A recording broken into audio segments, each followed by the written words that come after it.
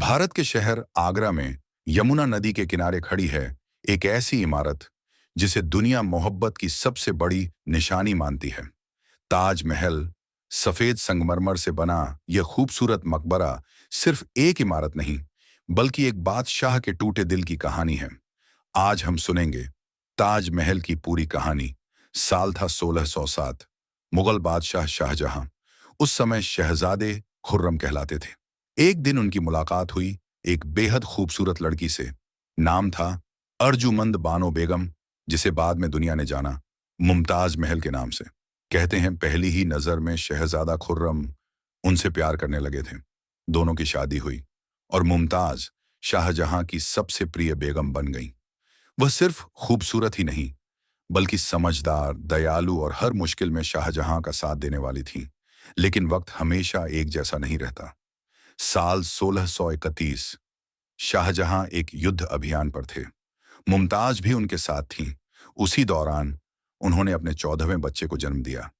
लेकिन बच्चे के जन्म के बाद मुमताज की तबीयत बिगड़ गई और कुछ ही घंटों में मुमताज इस दुनिया को छोड़कर चली गई। कहते हैं मुमताज की मौत के बाद शाहजहां पूरी तरह टूट गए थे।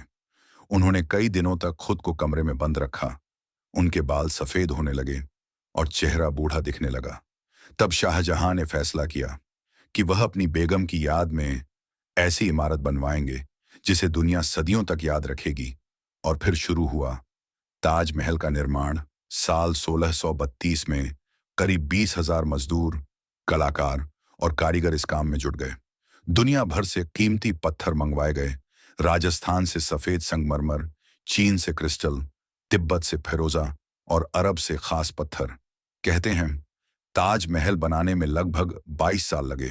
ताजमहल की सबसे खास बात है उसकी डिजाइन। चारों तरफ ऊंची मीनारें, बीच में विशाल गुंबद और दीवारों पर बेहद खूबसूरत नक्काशी।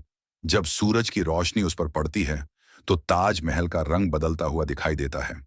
सुबह गुलाबी, दोपहर में चमकदार सफेद और रात में हल्का सुनहरा। लेकिन ताजमहल के पीछे कुछ रहस्य भी छिपे हैं।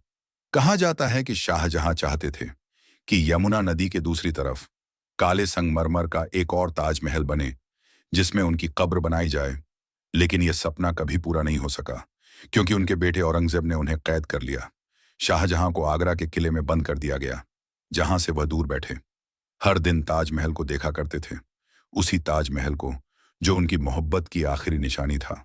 साल 1666 में शाहजहां की मृत्यु हो गई और उन्हें मुमताज के पास ताजमहल में दफना दिया गया। आज भी दोनों की कब्रें ताजमहल के अंदर मौजूद हैं। आज ताजमहल सिर्फ भारत की पहचान नहीं, बल्कि पूरी दुनिया का गर्व है। हर साल लाखों लोग इसे देखने आते हैं।